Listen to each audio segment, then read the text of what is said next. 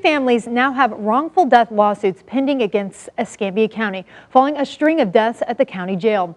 3 other families have also hired attorneys after losing loved ones as well. A total of 7 deaths in 14 months. According to the U.S. Bureau of Statistics, 81% of local and county jails in the U.S. report 0 deaths in a single year. Of the other 19% that have a death, only 6% had 2 or more deaths a year. Last year, the Escambia County Jail had 5. I poured through hundreds of documents and hours of video to see what happened in each of those cases and how the county is responding. On any given day, the Escambia County Jail houses almost 800 inmates.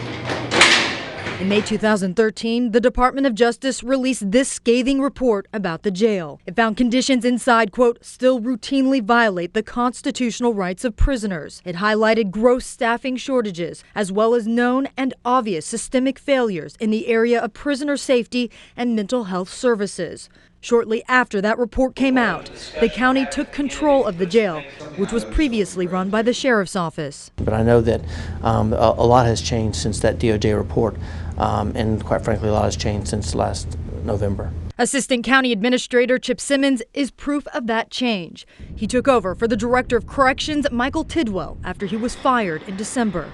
The jail also hired a full-time medical director and health services administrator. It also hired more medical staff and changed many of its procedures. I know that part of it was to add some some mental health professionals, and I know that's been done. A part of it is to work on the intake procedure, and I know that as we went by the jail, you can see not 1 but 2 screening processes on the medical side. Still, in the midst of these changes, the jail had its first suicide in November 2014 and has seen more inmate deaths since then than it has in the past 5 years combined. To you, is that concerning? Is that a lot to you? Well, I think 1 is concerning to anybody. No one wants to lose a life, especially when they're in our custody. And if you ask me if I think that we're doing enough, I can tell you we're doing every last thing that we can do. Yet for the families of these 7 inmates, it wasn't enough to safeguard their loved ones. There's too many of these tragedies in our jail. Just by looking at the statistics, everyone would agree it's far from acceptable. It starts with James Brumley's suicide on November 2nd, 2014, the first in what would be a string of deaths at the jail. When Brumley entered the jail, he was immediately taken to the infirmary where he was being treated for alcohol withdrawals. According to the wrongful death lawsuit filed by the family, Brumley took a bedsheet into the shower with him and used it to hang himself. He had been left alone for 45 minutes.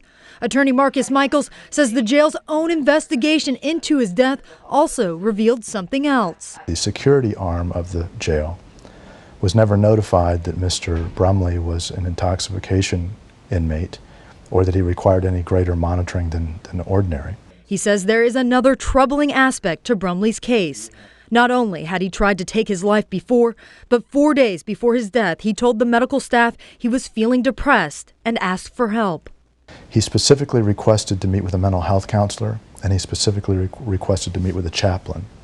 Those requests were being processed when he was allowed to carry a sheet down to the shower and hang himself. Nearly 3 months later, on January 21st, 2015, Chad Day would use his shoelaces to commit suicide in his holding cell, just hours after being picked up for a DUI.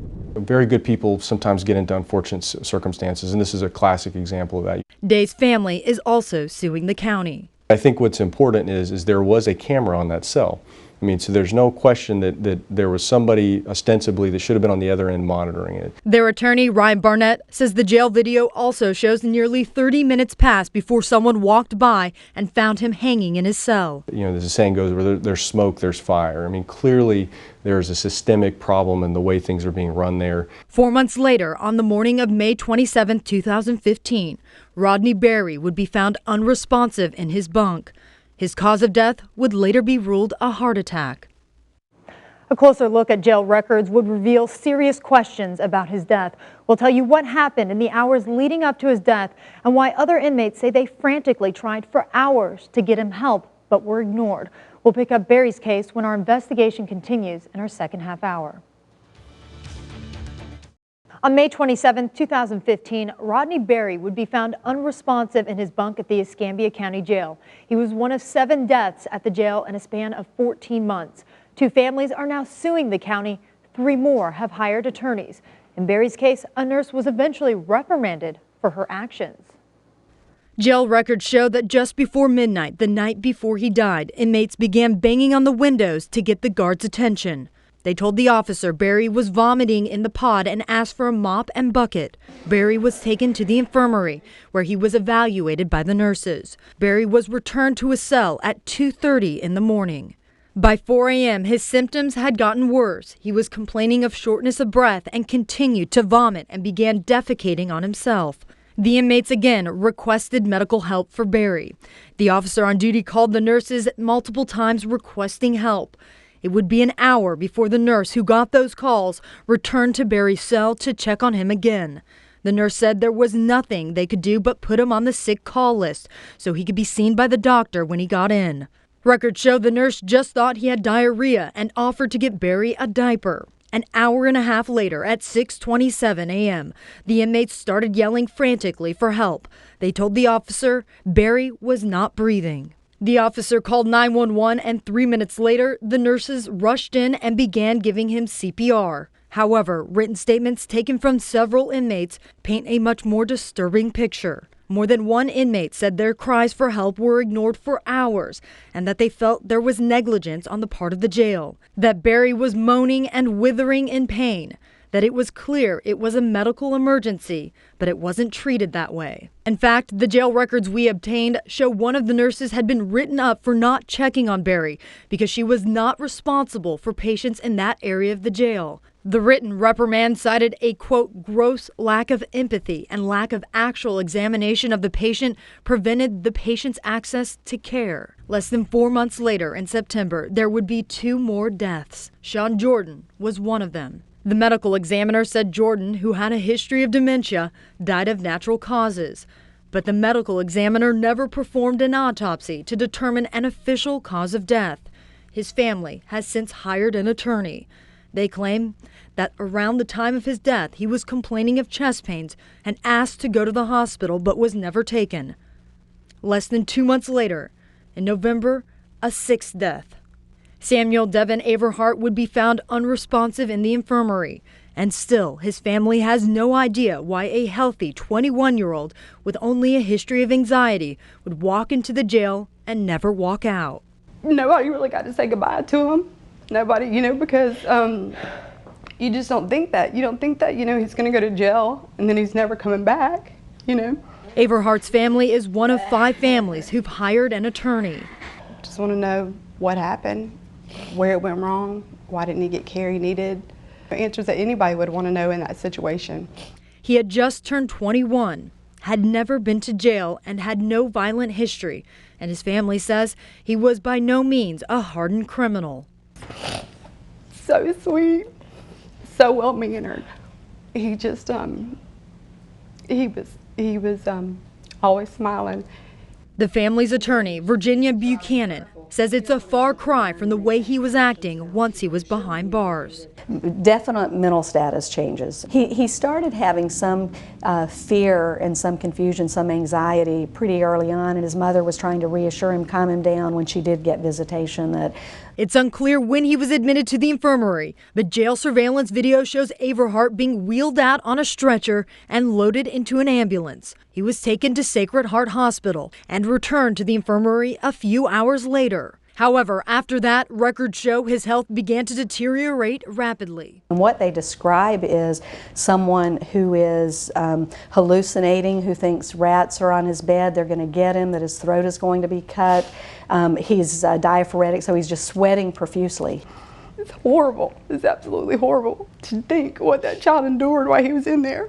We don't know what was going on with him medically because he wasn't being monitored. There is evidence that despite him having significant hypertension, that they did not monitor his blood pressures, they didn't monitor his heart rate, they didn't monitor his respirations. Later on, there's a question, is the inmate suffering from withdrawal? Yes, from Klonopin. And yet he's not given Klonopin. If those things, if the things that we know are the cause of his death, how very, very tragic, because those things could have been readily addressed. Like so many of these families, Averhart's family says this is no longer just a quest for answers. how did they sleep at night, knowing that if they would have helped, you know, this young man, he would be alive. Now they want justice and someone held accountable so this doesn't happen to another family. The most recent death at the jail was Alfred Wesley, the brother of a prominent, well-respected pastor in the community. When Wesley died, his family spoke out. This is about community. It's just not one person's problem or one family's problem. But at the same time, we have to let, the people in charge know that we're with them. At a silent protest and prayer vigil on Saturday, Wesley stressed how important it was for the entire community to work together to make meaningful changes and get to the root of the problem, a message jail and county officials echo. I think we must change the culture, and I think that our management team and our administration is working diligently to do that. For legal reasons, the county cannot comment on any specific case if it's under investigation or under litigation. But the county did give us a tour of the jail so we could see firsthand some of the changes they've made. Doesn't matter the cause. I want them to know that we're genuinely sorry and concerned about the deaths of their family members. What I really want people to know is that that we're paying attention to what's going on in the jail. We have conversations every day, myself and Commander Barnes, and we're looking for every way we can to make this the best facility that it could be. Chip Simmons, the assistant county administrator, says the changes started right at the gates when an inmate first walks in. The inmates are pre-screened by the medical staff before undergoing a full medical assessment and sometimes a physical. Simmons says the reality is they have a very sick jail population. I've given you a list of what we consider substantially ill, and there's 120 people on that list. 2/3 of those are mental health type inmates. There are some that are stage 2 and stage 3 kidney disease. There are AIDS patients that refuse medication. There are some very sick people. While the jail has new policies and procedures in place to treat prisoners with mental illness, it points to a larger problem plaguing jails across the country, that jails are becoming mental health hospitals. I think this movement that we're doing is more about how do we make this a healthier community, because unfortunately we have an unhealthy community, and as we correlate poverty and incarceration and economic development, there are all variables, graduation rates, dropout rates. When you look at all the data, those statistics will show you that they all interrelate to each other. County and jail officials have no idea how much these pending lawsuits could cost taxpayers or how long this could drag out. As for the new $160 million jail the county plans on building, Commissioner May says they hope to improve procedures and have better protocols in place so that once that new building is built, more improvements will be had.